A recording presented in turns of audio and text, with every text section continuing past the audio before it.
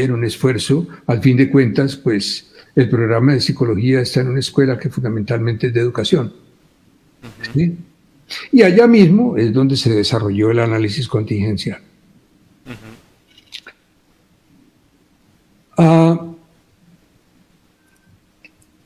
Y yo creo que el análisis contingencial es un buen intento,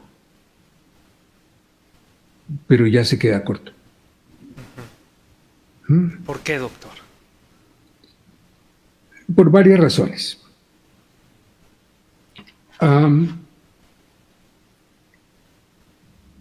Me parece que es un intento muy bien intencionado, que tiene en cuenta una serie de factores, etcétera, pero conceptualmente ha sido completamente superado por TP. Para poner un ejemplo. En análisis contingencial se hace una distinción entre el análisis de las microcontingencias y el análisis de las macrocontingencias. Resulta que mucha gente, inclusive allá en Iztacala, comprendieron las macrocontingencias como las contingencias sociales, ¿sí? Como las prácticas sociales dominantes en un momento determinado. Rives hace una aclaración que es muy interesante en el sentido de que el concepto de macrocontingencia tiene mucho más que ver con la comparación entre una contingencia ejemplar y la contingencia no ejemplar, o sea, el comportamiento particular de un individuo. ¿Sí? Lo cual lleva a reformular el modelo, al menos en parte, esa distinción entre análisis micro y análisis macro contingencia. En segundo lugar, obviamente que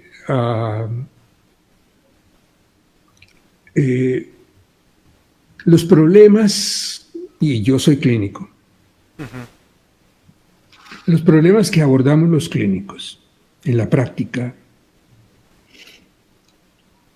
no se reducen simplemente a un comportamiento específico que una persona está presentando, ¿sí?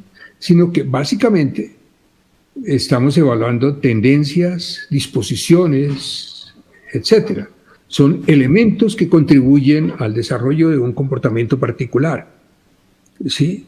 Pero si yo soy coherente con la última versión de Rives, eso ya no es psicológico. ¿Sí? Lo cual implica una reformulación de eso. Por otro lado, el análisis contingencial lo veo básicamente como una propuesta de formulación de casos, ¿sí? Una propuesta para la comprensión de los problemas por los cuales las personas acuden a consulta, que prefiero no llamarlos problemas mentales, ni problemas psicológicos. Prefiero con Thomas Szasz hablar de problemas de vida de una persona. ¿Sí? Entonces, la mayor parte de los reportes que hasta ahora se han hecho en algunos no muy abundantes artículos que se han publicado con análisis contingencial, son, en el mejor de los casos, análisis de caso. ¿Sí?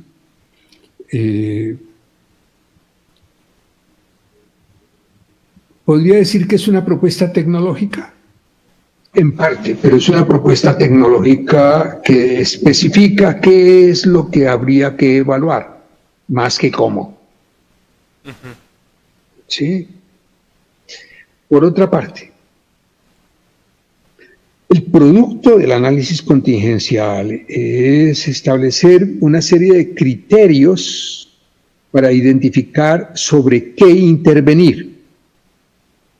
¿sí? Si es un cambio microcontingencial o un cambio macrocontingencial, ¿sí? Pero en el análisis contingencial no hay ninguna propuesta de cómo intervenir, ¿sí? Y evidentemente, si yo miro el contexto general dominante de la psicología clínica hacia la búsqueda de técnicas que sean empíricamente validadas, pues ese no es el caso del análisis contingencial, porque no hay una propuesta particular de intervención. ¿Sí? Entonces yo no puedo decir si el análisis contingencial es efectivo o no es efectivo. Y yo me puedo preguntar en mi caso si me ha sido útil. Y sí, me ha sido útil. Y además me permite ser coherente con cierta concepción que yo tengo de la psicología. ¿Sí? Pero hay mucho que trabajar. De hecho, estoy trabajando en eso. ¿Sí? Hay varios, doctor, que comentan, incluso yo mismo también lo he comentado y me gustaría saber su opinión ya que estamos en este campo, que mucho de lo que observamos en el análisis contingencial es sí una lógica muy rica para el análisis del fenómeno, pero el instrumental continúa siendo el mismo instrumental que se utilizaba en el análisis conductual aplicado, ¿no? Incluso muchas veces con los mismos términos, ¿no? Se sigue hablando de extinción, se sigue hablando incluso de tiempos fuera, se sigue hablando de principio de Premack, se sigue hablando y utilizando economía de fichas, y varios han señalado que se hace ello porque se tiene una limitación propia del modelo teórico, es decir, del interconductismo, característica del modelo teórico que impide el desarrollo de tecnología propia. ¿Usted qué opinaría al respecto de ello? En su momento, cuando a mí me formaron, como le dije, yo me enfoco a la cuestión de las organizaciones, pero algo de formación tuve en análisis contingencial y me formaron los que hicieron el análisis contingencial ahí en Iztacala, Eugenio, etcétera. Lourdes, sí. Exacto. Con Lourdes no estuve, pero con Eugenio sí. Y, y lo que observaba era, siguen dentro del modelo operante, aun cuando su lógica sí es está muy enriquecida por Ryle, por el mismo Turbine, que no se ha mencionado, pero que también es importante en los interconductistas, y por los analistas lógicos del lenguaje, que están muy presentes en el interconductismo. Pero el instrumental continúa siendo operante incluso con la misma terminología que utilizaban los operantes. ¿Usted qué opina? ¿Qué opina al respecto, doctor? Porque me imagino que también ha observado un problema semejante, o quizá no lo vea usted como un problema. En algún momento, el Okay. mismo Emilio le oí mencionar en una entrevista que el hecho de que se planteara el interconductismo, eso no implicaba dejar atrás dejar atrás lo que se había avanzado ya en la psicología y desecharlo, sino utilizar lo que de aquello funcionaba para traerlo a modelos de mayor vanguardia. Ok. A ver, yo creo que es importante hacer la distinción entre dos tipos o dos modos de conocimiento que son de carácter diferente. El modo de conocimiento científico y el modo de conocimiento tecnológico. ¿Sí? Gran parte de la propuesta interconductual está orientada al modo de conocimiento científico, no al modo de conocimiento tecnológico. El producto del conocimiento científico son las teorías. y las teorías se validan mediante alguna forma de contrastación con los hechos. ¿Sí? El conocimiento tecnológico es un modo de conocimiento que, aunque pueda estar influido, alimentado por el modo de conocimiento científico, es diferente. El producto son técnicas y procedimientos que se validan por su nivel de efectividad. Sí. Me gusta poner este ejemplo. Cuando yo era chiquito y me dolía el estómago, mi mamá me daba agüita y hierbas y me decía: mijo, tómese esa agüita porque es bendita. Y yo me tomaba el agua y evidentemente me servía y me pasaba. ¿Sí? ¿Eso significa que se probaba la teoría de mi mamá? ¿De que estaba bendecida por Dios? ¿O porque el agüita de hierbas tiene ciertas propiedades medicinales, químicas, etcétera, que son beneficiosas para el sistema digestivo? ¿Sí? De la misma manera, a lo largo de la historia de la psicología clínica, se han desarrollado un montón de técnicas que son efectivas o que sirven y que son conocimiento técnico, a veces ni siquiera tecnológico, técnico, artesanal.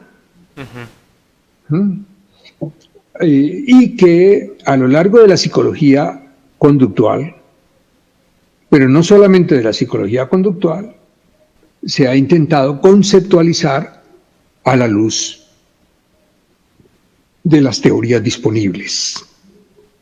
¿Sí?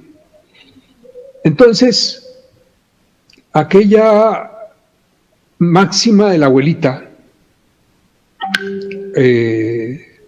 no hay postre si no te tomas la sopa,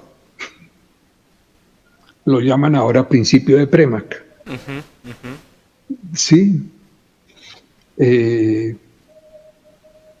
Y así muchos de los conceptos que a veces se han vulgarizado y popularizado. Y desde ese punto de vista, es claro para mí que la propuesta del análisis experimental del comportamiento es mucho más orientada a lo tecnológico que la propuesta del interconductual. ¿Sí? Lo cual no quiere decir que a un interconductista no le interese la dimensión técnica o la dimensión tecnológica, pero que si queremos ser coherentes y congruentes con nuestros supuestos conceptuales, necesitamos desarrollar conceptos y categorías que sean apropiados para esta situación o para las situaciones particulares. A mí me parece interesante por allá un artículo publicado por Rives y alguien más, o de otros por allá, en que toman todas las técnicas de la terapia de la conducta, intentan ver qué es lo que se hace, hacer una reclasificación de ellas, tratando de verlas desde una perspectiva interconductual. Pero reitero lo que dije previamente, el análisis contingencial estrictamente no propone ninguna técnica de intervención. Lo que propone en un momento determinado es que una vez que se determine qué es aquello sobre lo cual hay que intervenir, entonces se puedan utilizar aquellas técnicas disponibles en el menú de técnicas que pudieran ser útiles para el manejo de ese tipo de problemas. Hay un gran peligro. El peligro que creo que tú señalaste, Eric, es el peligro de que al utilizar una técnica que está derivada de un modelo teórico diferente, terminemos comprando también el modelo teórico que es atado a esa técnica y no hagamos el esfuerzo de verlo con una perspectiva, con un lente teórico diferente. Voy a poner un ejemplo. Es común en la terapia cognitivo-conductual el uso de eso que llaman reestructuración cognitiva. ¿Sí? ¿Es posible verlo con una perspectiva interconductual? ¿Sin caer en el mentalismo y en el mediacionalismo? Yo creo que sí. Sí. Pero lo que sería absurdo es que cuando vaya yo a usar reestructuración cognitiva, cambie mi modelo teórico y me vuelva cognoscitivista. Sí, sí, dualista, ¿no? ¿Sí? Un esfuerzo en ese sentido que yo veo que tiene una serie de elementos interesantes, aunque el modelo teórico me genera ciertos interrogantes, es que, por ejemplo, muchas de las cosas que los psicólogos en clínica han hecho hoy en día ha sido reformulado en las llamadas terapias de tercera generación bajo el concepto de los marcos relacionales. Concepto con frecuencia tremendamente mal entendido, sí, porque lo han convertido de nuevo en cuchiflíes mentalistas, cuando esa no era la propuesta fundamental de Stephen Hayes. Sí, yo en eso estoy totalmente de acuerdo. Me parece que hay uno de las pies de los cuales cojea el contextualismo funcional es la carencia, tienen una sed de claridad teórica ellos. Bueno, y digo sed, aunque quizá yo creo que a muchos de ellos ni han identificado, logrado concebir que están de nuevo trayendo a la luz los viejos fantasmas que se esperaba que ya hubieran sido exorcizados, si me permite decir el término.